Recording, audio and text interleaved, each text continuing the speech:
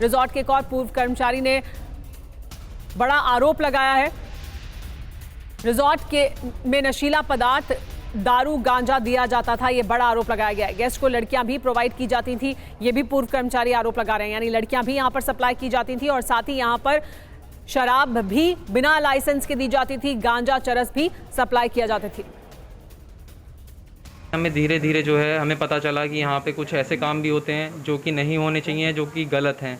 तो हमने वहाँ से 1 महीने बाद वहाँ से हमने जो है जॉब छोड़ दी थी। तो हमारे पास फिर काफ़ी ज़्यादा कॉल आई, पुलकित आर्य की भी, अंकित की भी और सौरभ भास्कर जी की भी हमारे पास काफ़ी ज़्यादा कॉल आई। तो 1 हफ्ते तक कॉल आई, उन्होंने कहा कि ये जब जो सब चीज़ें हैं जो गलत हुआ है ये सब चीज़ें ठीक हो जाएंगी। तो हम जो है 1 हफ्ते बाद वहाँ पर हम दोबारा वापसी गए और वापसी जाने के बाद कुछ दिन उनका व्यवहार वहाँ पर ठीक रहा। जब हमारा मतलब 1.5 महीना कंप्लीट हो गया तो हमने उनको सैलरी के लिए बोला कि सर हमें सैलरी दे दीजिए, और वहाँ से हम जॉब छोड़ना भी चाहते थे क्योंकि जो उन्होंने हमसे बोला था कि डिजिटल मार्केटिंग को सीखकर आपके प्रोडक्ट्स और सर्विसेज को दुनिया को बेचना चाहते हैं तो फ्रीडम ऐप को अभी डाउनलोड करें। डिजिटल मार्केटिंग का एक्सपर्ट बने। यहाँ पे ये जो सब चीज़ें होती हैं ये सब चीज़ें हम ख़त्म कर देंगे, बंद कर देंगे। ये सब चीज़ें अब नहीं, मतलब कि जैसे कि नशीले पदार्थ बिकना है ना, जो वहाँ पे गेस्ट आते हैं उन्हें दारू प्रोवाइड कराना, गांजा प्रोवाइड कराना, या फिर मतलब और भी चीज़ें, लड़की वगैरह भी अगर वो मांगते थे तो वो भी चीज़ें प्रोवाइड कराना। तो वो काम था पुलकित आर्य का। तो हम जो है इन सब चीज़ों से हटना चाहते थे। कि एक्सपायर हुई है, हाँ वो जी। आपके साथ थी, आपने देखा उससे? नहीं सर, वो हमारे साथ नहीं थी। तो ये जो जानकारियां अब निकलकर सामने आ रही हैं, इसके बाद कई बड़े सवाल खड़े हो गए हैं। रिजॉर्ट है या अय्याशी के अड्डे, ये बड़ा सवाल है। यहाँ पर किस तरह की जो सुविधाएं हैं लोगों को दी जाती हैं, किस तरह से यहाँ पर शराब, गांजा, चरस, लड़कियां सब सप्लाई की जाती हैं, तो क्या ये अय्याशी के अड्डे हैं?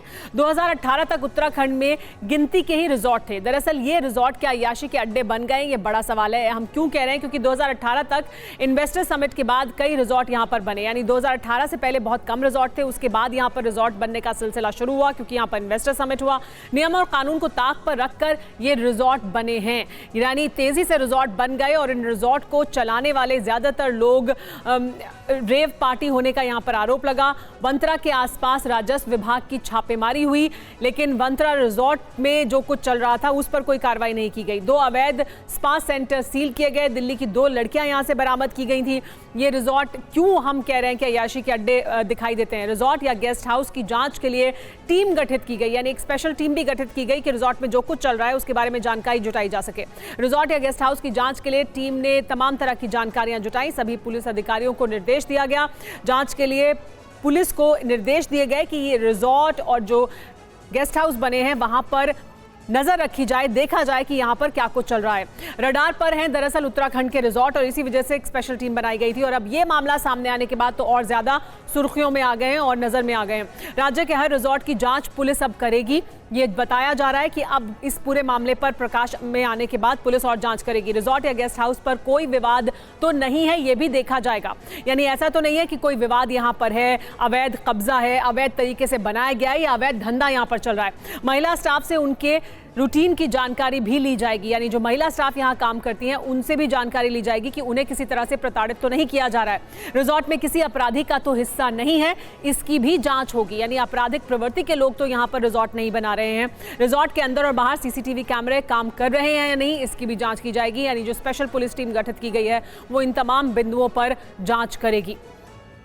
TV9 भारतवर्ष पर अंकिता का लेकिन सबसे खास दोस्त पुष्प भी सामने आया और उसने भी तमाम तरह की जानकारियां सामने रखी। इसके बारे में आपको बताएं उससे पहले किशोर से बात करते हैं। किशोर, ये जो अब जानकारियां इन रिजॉर्ट के बारे में निकलकर सामने आ रही हैं, एक रिजॉर्ट से निकलकर जो जानकारी सामने आई है वो बताती है कि किस तरह से ये रिजॉर्ट काम कर रहे हैं। अवैध तरीके से बनाए गए हैं, लोगों ने अपना काला धन इसमें लगाया है, आपराधिक प्रवृत्ति के लोग इसमें शामिल हैं। इस तरह की जानकारियां जो सामने आई हैं उसको लेकर अब जागी है सरकार, अब जागा है पुलिस प्रशासन। ये पहले से जानकारी में नहीं था या नजरअंदाज किया जा रहा था? देखिए, जो आपने अंतिम में कहा है कि नजरअंदाज किया जा रहा था, क्योंकि ऐसी शिकायतें पहले से भी आ रही थी। इसके पीछे जो फैक्ट्री थी, उस फैक्ट्री में आंवला और कैंडी का जूस बनाते थे और उसी की आड़ में ये रिजॉर्ट बनाया गया। लोगों ने प्रदर्शन किया, यहाँ पे लोगों ने विरोध किया और यहाँ पे जो राजस्व का क्षेत्र था उनको भी बताया गया। यहाँ के स्थानीय लोगों को, स्थानीय नेताओं तक को पता था, लेकिन इस पे एक्शन नहीं लिया। जब एक बेटी चली गई, उसकी हत्या हो गई, उसके बाद आनन फानन में आदेश होते हैं, आनन फानन में टीमें गठित की जाती है और आसपास के रिजॉर्टों में छापा मारा जाता है। सरकार को पहले से ही इस चीजों में ध्यान रखना चाहिए, क्योंकि ऋषिकेश, हरिद्वार और देहरादून या फिर ऐसे जो पर्यटन क्षेत्र है, धार्मिक क्षेत्र है, वहां पर बहुत तेजी से ये रिजॉर्ट्स बढ़े हैं। जहां पर व्यवसाय बढ़ा है, वहां पे क्राइम जरूर होगा। और जाहिर सी बात है, एक खुलासा और करना चाहूंगा इस रिजॉर्ट के बारे में। जो कर्मचारियों से बात हुई, उन्होंने कहा कि इसकी जीएसटी तक नहीं थी, क्योंकि एक सरकारी अधिकारी यहाँ पे आके रुकता है और वो जीएसटी मांगता है, क्योंकि उसे बिल दिखाना पड़ता है। उसके पास जीएसटी नहीं थी, तो यानी बिना जीएसटी के ये रिजॉर्ट चल रहा है। सबसे बड़ी बात ये है, यहाँ जी। के राजस्व जो क्षेत्र है वो कुछ कार्रवाई नहीं करते। सवाल यही है कि इसके पीछे उसके पिता, क्योंकि रसूख वाले थे, नेता थे, राज्य मंत्री का दर्जा था उनके पास, शायद यही वजह है कि लेकिन इतनी किशोर, ये तो राज्य एक रिजॉर्ट का मामला है जहां पर रसूख वाले व्यक्ति हैं, इस वजह से शायद उनको नजरअंदाज किया गया हो। लेकिन अगर ये और रिजॉर्ट में भी ऐसा ही हो रहा है काम, वहां पर भी सीसीटीवी कैमरे नहीं लगाए जाते या फंक्शन नहीं करते, महिलाओं को के लिए सुरक्षित जगहें नहीं है वो काम करने के लिए, तो फिर पूरा एक सिस्टम है जो नजरअंदाज कर रहा है इस पूरे सिस्टम को। डिजिटल मार्केटिंग को सीखकर आपके प्रोडक्ट्स और सर्विसेज को दुनिया को बेचना चाहते हैं तो फ्रीडम ऐप को अभी डाउनलोड करें।